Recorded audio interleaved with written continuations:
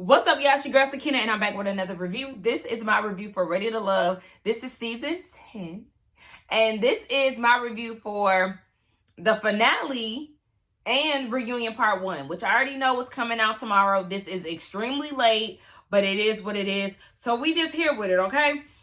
I'm going to give y'all a little bit of the notes that I had written down from the finale because I just watched it all the way through and there were some things that kind of stood out for me. So I'm going to do a small recap of my thoughts of the finale. One, I immediately wrote down, LaRon is a clown. I think that it's extremely funny that he felt some type of way about Maya talking to another man in the club. One, when they're not exclusive, and two, when you spend majority of your week in and out of clubs and lounges. Make it make sense. Are you feeling some type of way because you know the game and you know that if she go and mess with somebody else, you might not stand up to that guy? Like, I don't really understand, but he definitely is a clown, and I'm just surprised that he was even that far within the process before he got sent home. I'm glad that Maya chose herself and got the hell on. Patrice and Chaz, they were fake perplexed the entire time. They both annoyed the hell out of me with this fake ass connection that they decided to make. Chaz introduced Patrice to his brother. He's weird too with that FBI shit. Sir, please get away from us with this. I also felt like when Mika met with Justin's cousin or whoever the family member was, it was just so convenient that all of a sudden she can now see him as a dad. Girl, please. Chaz wanted Vanessa to chase him, and I thought that was funny because why would she chase you at the getaway when you were avoiding her the entire day? Boy, F you. Yeah, and again, his brother is definitely a weirdo as well. He's a fraud too. I noticed that he told both Vanessa and Patrice that he liked their nails. Be gone, just like your big-headed brother. When it came down to choosing each other at the end, Vanessa chose herself, which I'm extremely happy about because she definitely should have done that. And Chad said that he wanted to choose himself too because she's emotionally unstable and he can't deal with somebody like that. Are you kidding me? So now you're going to sit here and play with her and try to make it seem like she's emotionally unstable. But weren't you the one who stormed out of the getaway because it was too much pressure for you? Stop playing with us. You're very toxic, Chaz. Also, I feel like you did a lot of things to set yourself up for those moments, sending the women the same type of text messages, adding other women at the last minute to boost your ego. Sir, please. And then you sat there and gaslit Vanessa the entire time for expressing her feelings. Now, again, you're the one that is, in fact, emotionally unstable. He brought a dead rose in the midst of a bouquet that he got for Vanessa to represent how the relationship has died. Again, calm behavior. And if I were Vanessa, I honestly would have left those flowers right there beside him because there's no way in hell I'm going to accept these. Boy, F you and those flowers. So then he chose Patrice, and she didn't choose him because there wasn't a spark. And again, Patrice, why did you go through all of that extra BS at the end to make yourself seen by Chaz, somebody who didn't save your number, only for you to not choose him at the end because you didn't see a spark? There wasn't even time for a spark to ignite. And if you were to choose him at the end out of nowhere, it would not even feel genuine because y'all really haven't had that much time. You literally chose him, the episode before last? Girl, get out of here. That's what I mean when I say fake perplexed. So then he gives her a bouquet of roses, and then he picks one and says that he's going to nurture it and this, and that, and pray over it. Performative. He's an actor. He's a clown. He's toxic. He's a weirdo. And I'm embarrassed to ever have been attracted to him at one point in this goddamn process. I thought he was the mature one, the level-headed man, and all of these things. But in fact, he's just a damn actor and putting on. So she chose Alonzo at the end, Patrice did, and Michael chose Justin at the end. Let's get into this reunion. First of all, what is everybody wearing? Nobody looked good from my recollection. The hairdresser, Rashina. What is that on your head, boo? And why are you still wearing blonde? I thought you would have gave us a little dark piece.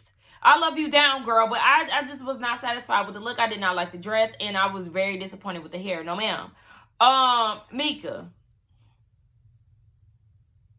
What is that blonde piece, girl? That blonde unit gotta go, because it too is a no. Alexis, no. Who else? Patrice, girl, you had too much red going on. You had red henna going from your arm up to your neck with a red dress, with a red lip. Girl, it was red overkill. And that's all I can think of right now. Speaking of Patrice, we get straight into it. Where is her and Alonzo currently today? Not together. You know why? Because 3 days later, he gave her the key to his house. She slid over there, and it was another woman in the house. Now, he claimed that this is just a friend that he never did anything with. He led with that. He never did anything with her. His car wasn't running, so he had her run to the store, whatever the case may be. And come to find out, Patrice went and met with this girl, and the girl gave Patrice a whole rundown that they slept together in May, and that there were actually 3 other women. I mean, Patrice learned about the other women afterwards, but yeah, Alonzo is not squeaky clean. He is a fraud too, and he plays a lot of games. Why are you having sex with women throughout the process of Ready to Love? You doing all of this stuff to be seen by Patrice, but the whole time you playing in the background. See, Patrice, this is why you don't need to deal with the young and fun guys, because they're still childish and immature. And you're a woman, what? If not in your 50s, on your way to your 50s? No, ma'am. You don't have time to play games like this, because he sat there and tried to argue down the fact that he never slept with her, only to confess that he did sleep with her, and then say that he should be allowed to have female friends that he slept with.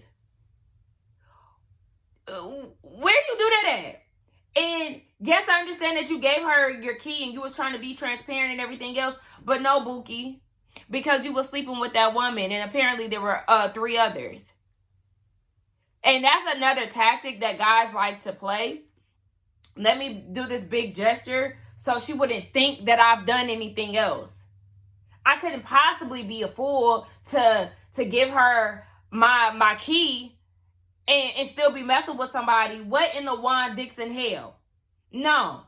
Y'all got the game messed up. And I'm glad that Patrice is not giving him a second chance. But take this as a lesson, sis. Date somebody mature, your age. And even with them grown motherfuckers, you still got to steer clear. I'm just saying, your age range will be more suitable and probably less of a headache. Get into Will and his thirstiness and the reason why the ladies did not like him. So, and him sleeping on the floor and all of that. Now, we know that Patrice is the one that said that. According to Patrice, she said that they were on the phone. He said that he got rid of his apartment, put everything in storage, and was about to, what he say? Lay on the covers or something like that. And she was like, okay, so he either sleeping on the countertops or he's sleeping on the floor. So that's what she said. She felt like he should have been clearer, and she doesn't regret saying what she said. She also feels like that doesn't or did not affect how he was portrayed within the process, because it was his attitude. So Will said that basically, to some extent, like a blind person can see that he has money. So Mika was like, how would we know that? We don't know you. But then you got people in the backstage like Maya saying, why is he arguing with a woman? He acting like a bitch. Well, in his defense, Mika did chime in, and that's how they got to arguing. So he was just responding. But he got extremely disrespectful, and that's when he really lost me, because I don't see it for him. But he really lost me when he tried to dog out Mika and say that she was a single mother of 2 with her tubes tied. What was your point in that? There are a few single mothers a part of the cast, and what does that mean? And I wish that Tommy would have nipped that shit in the bud right then and there. But of course, Tommy being Tommy, he just let this shit play out, and he didn't say anything until the end.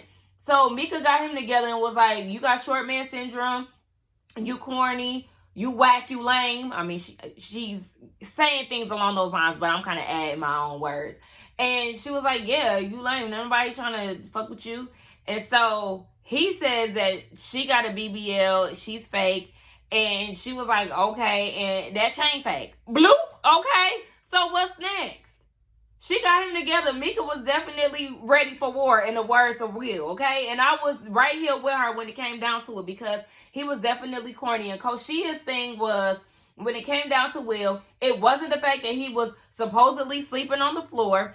It was the fact that he was thirsty, and that she made it clear that she wanted to talk to him about it. But Alexis ruined that for her, because she ran and told Will what was said in the ladies' lounge. So she never got the opportunity to tell him how she felt. And I believe Koshia, because we already know how boisterous and vocal she is when it came down to things. She got Alonzo together and was quick to walk out on him if he was acting crazy. So I definitely believe that she wanted to take the time to talk to him about how he made her feel. But you had his little minion, Alexis, running around talking about everything. So that opportunity was missed. Alexis was rah-rah. So was Mika. Alexis said that Koshia and Mika have half of a brain. You already know that activated Koshia, because she already said she was going to slap her. So you already know she was ready to slap her again.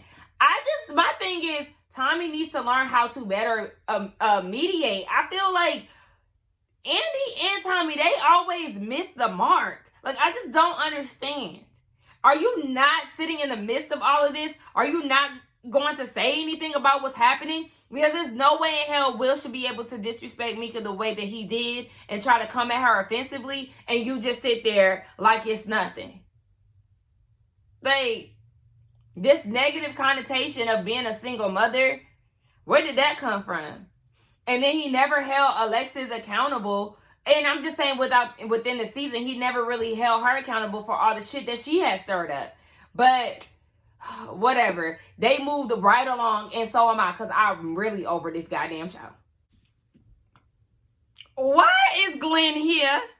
For any of y'all who do not remember Glenn is the guy who did a no call, no show on the first episode at the first mixer. He got cold feet, and he told that car to back it on up and reverse it, because he is not going down there. So let him tell it. He was in a car accident after he took his son to school. Okay, but you still showed up. But anyway, I mean, you showed up to the point of almost getting dropped off. But whatever.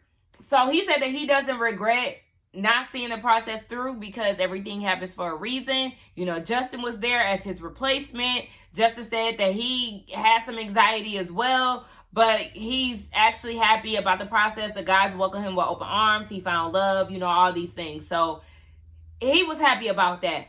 Tommy said that Glenn is going to go on a speed dating opportunity while the reunion is going. So he's going to be mingling with the ladies in the back as the show continues. And at the end, he can share, you know, if he was feeling a specific lady. And then you got Alexis in the back, you know, feeling is real excited about it.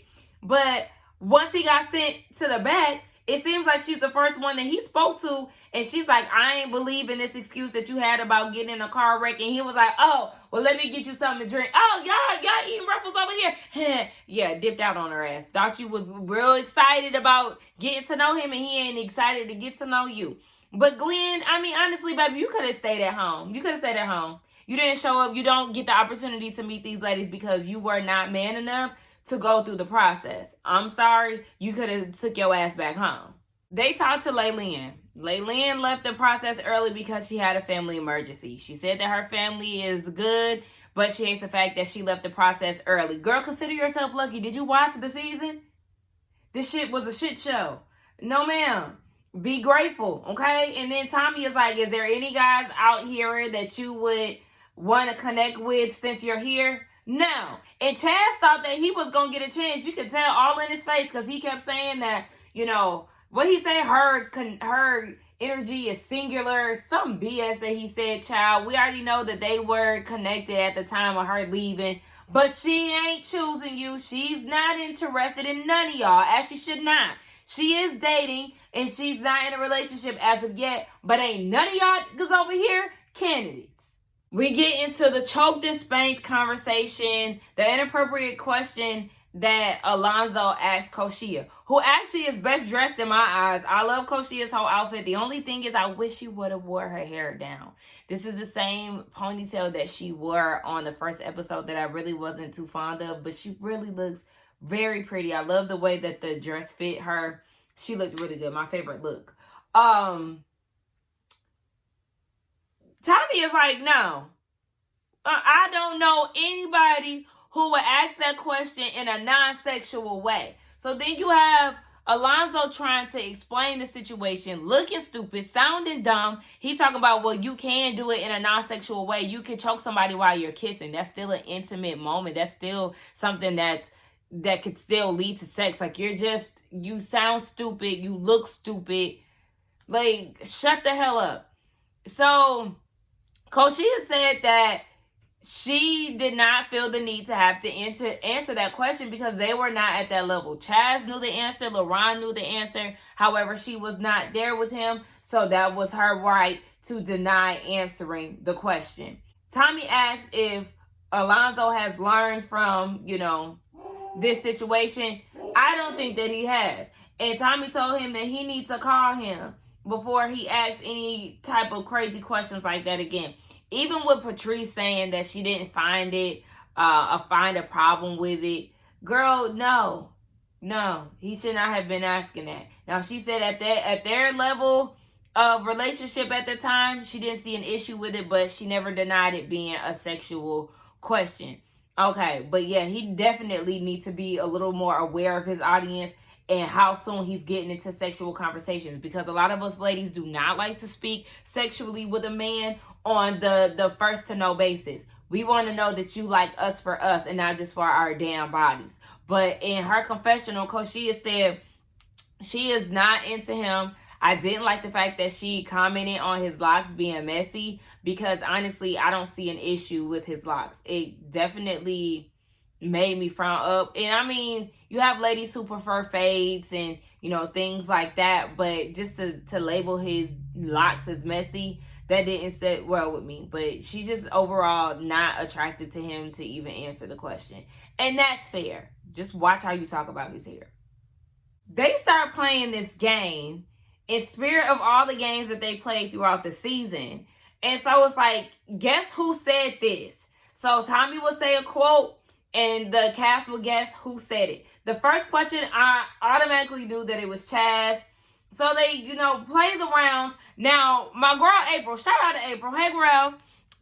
She said that William was tall, goofy, and immature, if I'm not mistaken, giving Forrest Gump mixed with Jeffrey from Toys R Us. Yikes. I said, damn, why did y'all read that? But I said, not my sis talking shit. And the lash is hanging off. That be the worst when you talk about somebody and you got a little flaw going on. But yeah, they both took it in stride, was what it was. So then the next question was something about LaRon being a snake. So LaRon felt like Alexis said it. And then Alexis gets all up in arms about him saying that. And she was like, well, I never said that you weren't a snake, but I haven't said anything to you. And so they start going back and forth, and he told her to watch who she talking to. She called him a dork, and just all this unnecessary. And it's just like, we playing a game, y'all. We playing a game. What is all of this for? Y'all need to simmer the hell down. Neither one of y'all are my favorites, but I definitely felt like Alexis acted as if she was a hit dog that hollered. You may not have said it, but you already know that she was definitely ready to get her turned in when it came down to LaRon. Y'all, this whole thing is a mess. She won't shut the hell up. LaRon keeps going back and forth, but being that Alexis is the one that started it, girl, you definitely need to be quiet. Everybody is trying to move forward and play the game. You got Alonzo trying to tell LaRon to shut up at least. So then he tries to because somebody was like, get her out of here. So then Alonzo tries to get Alexis up, and she was like, no, I'm not leaving. And Justin's like, shut the hell up. So then you got Justin sitting next to her, and they going at it. He trying to tell her to shut up. And then you got Mika behind them, and she was like, she's not going to stop. And so then she gets up and was like, I'll beat your ass to Mika. I was like, oh my gosh. And then she said she'll fight LaRon and Justin too. This is a mess, y'all. This turned into Love in Hip Hop very quick. Do you hear me?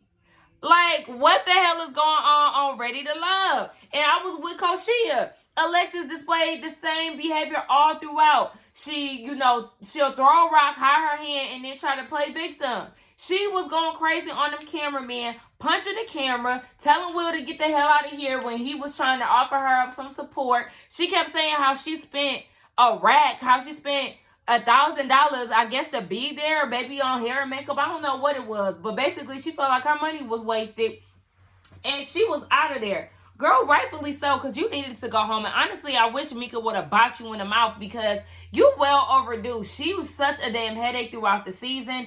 And then she showed up just the way that we imagined her to at the reunion. I just can't. This was a mess. It looked like next week is going to be a mess too. I just cannot. And to think that this comment all stemmed from William. It should have never spiraled out of control the way that it did. But anyway, y'all let me know what y'all thought about this review, the reunion part 1. Y'all could even give me y'all thoughts on the finale, because I know it was late. But I'll be more on time for part 2, which airs tomorrow. Let's get down in the comments to talk. Don't forget to like, comment, and subscribe to my channel, y'all. I'm still tripping off how this ended. But I will see y'all in the next one. Bye.